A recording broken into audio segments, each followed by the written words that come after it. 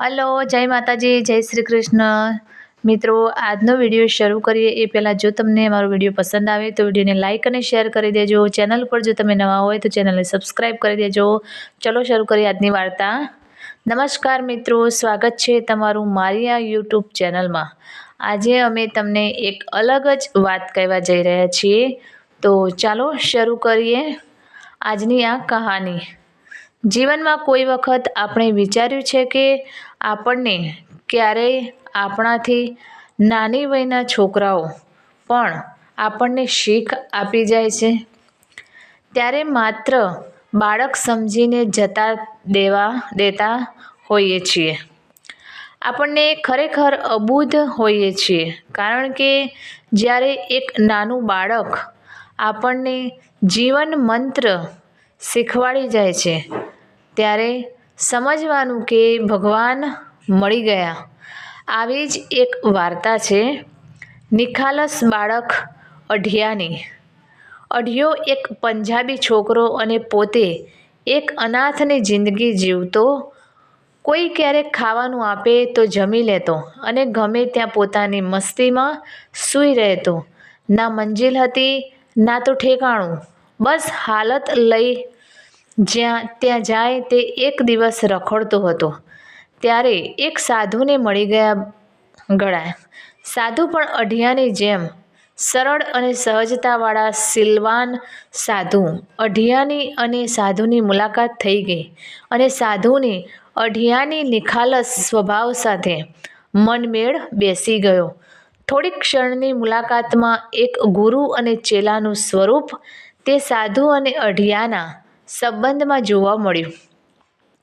સાધુએ અઢિયાને પૂછ્યું, બેટા શું કરે છે તું? અઢિયાએ જવાબ આપ્યો, કહે છે, કોઈ મંજિલ નથી, કોઈ ઠેકાણું પણ નથી, અને કોઈ જમવાનું આપે તો જમી લઉં છું.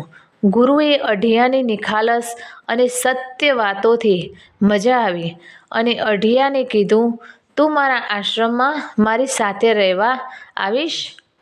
અઢિયો નિખાલસતાથી હા પાડે છે, પણ અઢિયો એક શરત રાખે છે, જો હું અનાથ છું પણ ખાધે પીધે હું જબરો છું, કેમ કે મારે 250 લોટની બાટી રોજ જોશે અને સાથે સબ્જી, ચાવલ, દૂધ, લચ્છી એ બધું અલગથી. ખાલી 250 લોટની બાટી જ જોશે અને મારું નામ પણ અઢિયો એટલે માટે જ પડી છે, કારણ કે હું રોજ 250 લોટનું જમતો. અને ગુરુએ જવાબ આપતા કહ્યું, કોઈ વાંધો નહીં, ઠાકોરજીની દયાથી ઘણું બધું છે. આશ્રમમાં અનાજના કોઠાર ભર્યા છે. અઢિયા તું આવ ભાઈ, ચાલ મારી સાથે. આશ્રમમાં તારી ને મારી દોસ્તી જામે છે અને મારે તારો સથવારો થશે. અઢિયો ફરી પાછો કહે છે, તમે કહો છો તે કામ કરીશ, પણ જ્યારે જમવા બેસું ત્યારે કોઈ પણ બંધન નહીં કરું. ગુરુજી કહે છે, કોઈ વાંધો નહીં, ખાવું હોય એટલું ખાજે, પણ તું ચાલ મારી સાથે. અને અઢિયો નિખાલસ સ્વભાવથી ગુરુની સાથે આશ્રમમાં જાય છે. 3-4 દિવસ વીતી ગયા અને ગુરુએ અઢિયાને બોલાવ્યો અને કહ્યું, અઢિયા, આશ્રમનો વર્ષોથી એક નિયમ છે. અઢિયો પૂછે છે, શેનો નિયમ? ગુરુ કહે, આ આશ્રમમાં 11ના દિવસે ઉપવાસ કરવાનું હોય છે. અને અઢિયો ચમકી ગયો અને ગુરુને પૂછ્યું, મહિનામાં કેટલી વાર આવે? મહિનામાં 2 વાર આવે. અઢિયો કહે, આપણે તો ઉપવાસ નહીં કરીએ, તમને ખબર તો છે કે મારે રોજ 250 લોટની બાટી જોઈએ. ગુરુજી કહે, અઢિયા, મહિનામાં 2 વખત ઉપવાસ કરવામાં તને શું વાંધો છે? અઢિયો, હું ઉપવાસ નહીં કરું, તમે કહો તો આશ્રમમાં રહું, નહીંતર હું જાઉં. ગુરુજી, અરે પણ હું તને આશ્રમમાંથી જવાનું કોણ કહે છે? 11નો ઉપવાસ કરું તો સારું. અઢિયો કહે, તો હું જાઉં છું. અઢિયો ના માન્યો, તે ન જ માન્યો અને ગુરુને કહ્યું કે કોઈ વાંધો નહીં, તું જમી લેજે, પણ અહીંયા આશ્રમમાં તને જમવાનું 11ના દિવસે નહીં બનાવવાનું. દૂર સામે જંગલમાં જઈને તારી રીતે બનાવીને ખાઈ લેવાનું. અઢિયો, પણ 250 લોટ અને બીજું સીધું સામગ્રી મારે જોશે, તે હું મારી રીતે આશ્રમમાંથી લઈ જઈશ. ગુરુજી, અઢિયા, હજુ કહું છું બેટા, ઉપવાસ કર તો સારું. અઢિયો, ઓમ નમો નારાયણ, હું જાઉં છું. ગુરુજી, અરે પણ ઊભો રહે. અઢિયા, તું ભાઈ જમી લેજે, બસ થોડા દિવસમાં દશમ આવી અને સાંજે. ગુરુજીએ કહ્યું, બેટા અઢિયા, કાલે 11 છે. અઢિયા કહે, હા ગુરુજી, કાલે હું મારી રીતે જંગલમાં બધું સીધું લઈને જમવાનું બનાવી લઈશ. 11ની સવારનો સૂર્ય ઉગ્યો અને ગુરુએ કહ્યું કે બેટા હજુ વિચારીને ઉપવાસ કરી લે. અઢિયો પૂર્ણ હઠ્ઠાગ્રહવાળો જિદ્દી છોકરો ના માન્યો. ધીમે ધીમે બપોરનો સમય થયો અને અઢિયો ગુરુ પાસે આવીને કહ્યું, ગુરુજી લાવો સીધું અને હું ઉપડું જંગલમાં.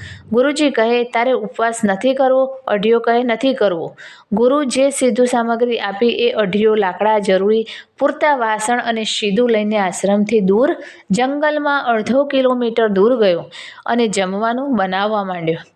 પણ અઢિયો જ્યારે આશ્રમમાંથી જંગલ તરફ આવવા નીકળ્યો ત્યારે ગુરુએ કહ્યું કે બેટા જમવાનું બની જાય ત્યારે થાળ ઉપર કપડું ઢાંકી અને ઠાકરજીને પ્રાર્થના કરજે કે ઠાકોરજી જમવા પધારો.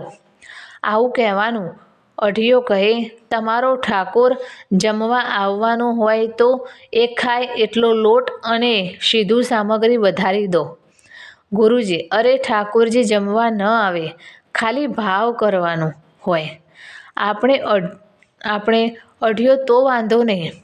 અઢિયો જમવાનું બનાવવા માંડ્યો અને 1 કલાકમાં જમવાનું બની ગયું અને અઢિયાએ ગુરુના આદેશ પ્રમાણે થાળીને પોતાનો લાલ ધુમસો ઢાંકીને પ્રાર્થના કરી કે હે મારા ગુરુજીના ઠાકોરજી જમવા પધારો.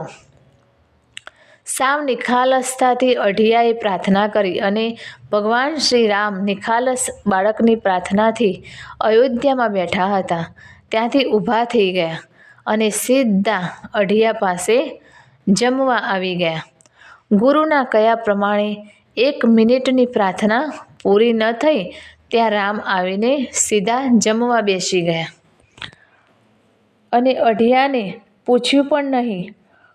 અઢિયો આંખ ખુલે ત્યાં તો ઠાકોરજી થાળ ગ્રહણ કરવા માંડ્યા અને અઢિયાનું મગજ ગયું અને ઠાકોરજીને ખીજાવવા માંડ્યો. કહેવા લાગ્યો, શરમ જેવું કંઈ છે કે નહીં? કોઈને પૂછ્યા વગર કોઈનું બનાવેલું જમી લેવાય? સાવ નાક શરમ વગરના છો. પણ ભગવાન શ્રી રામે કહ્યું પણ બોલ્યા વગર બધું જમી ગયા. જમીને સીધા ઊભા થઈને ગાયબ.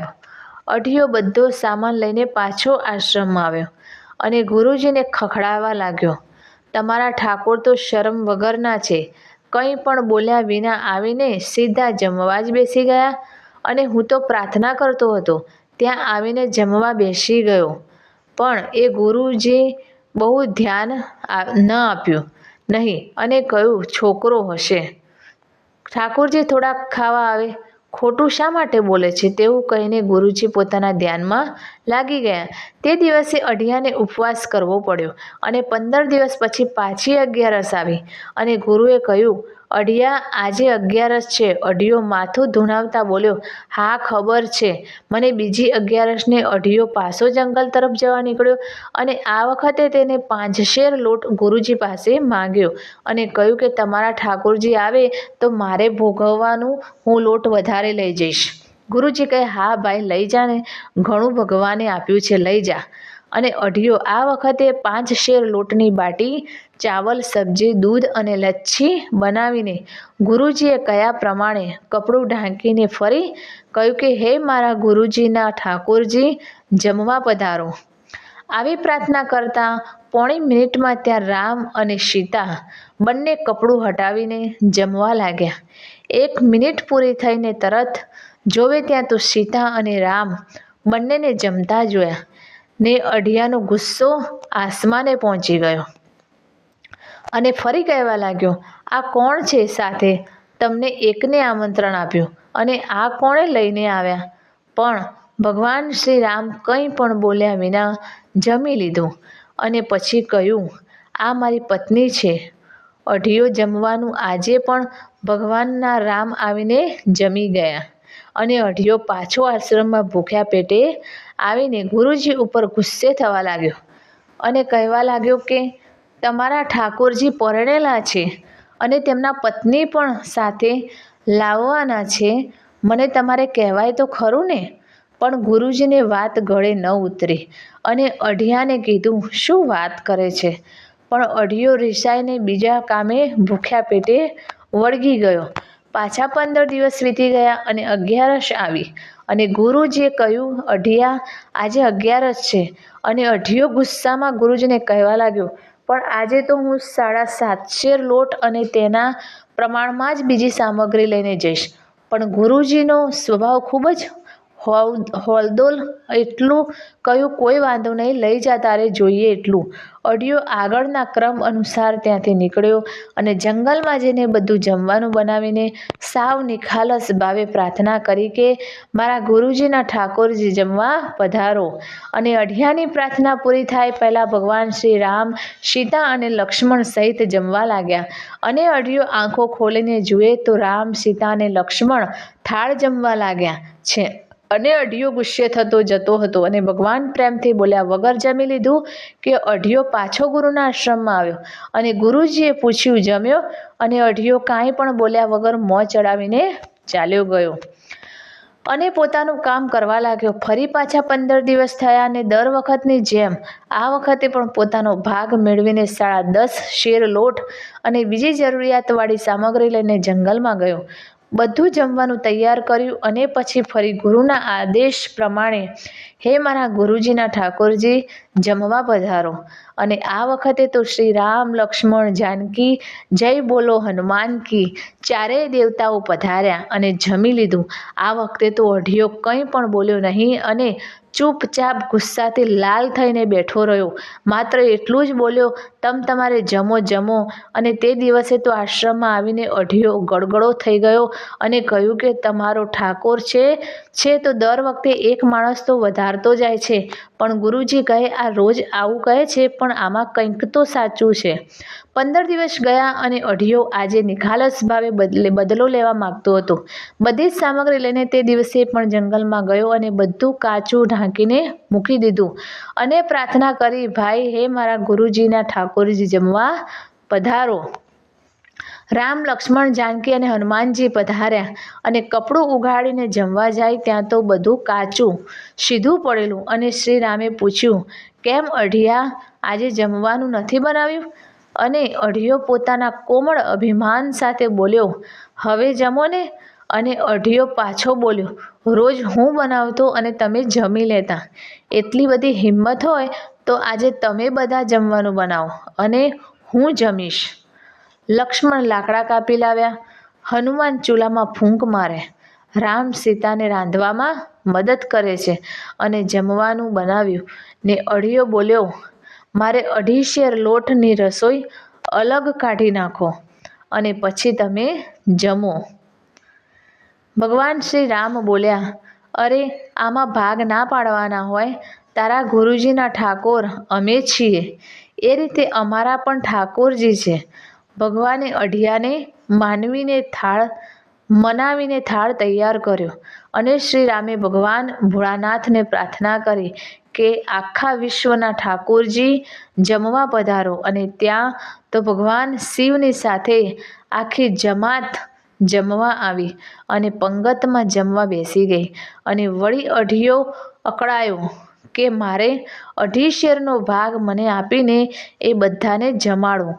ભગવાન રામ કહે, અમારી સાથે પંગતમાં જમવા બેસી જા.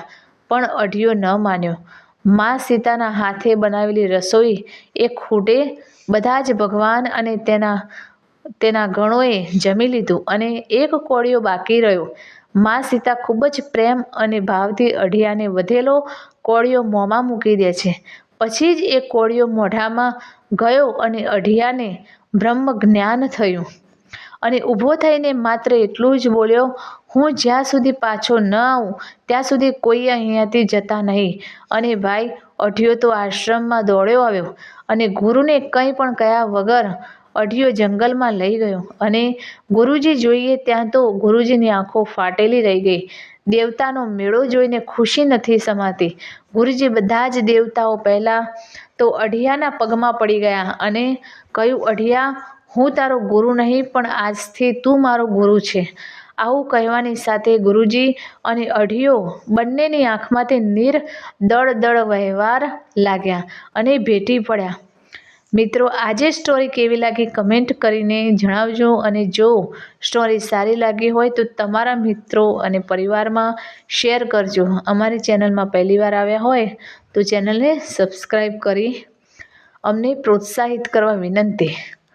સ્ટોરી પૂરી સાંભળવા બદલ આપ સૌનો ખૂબ ખૂબ આભાર.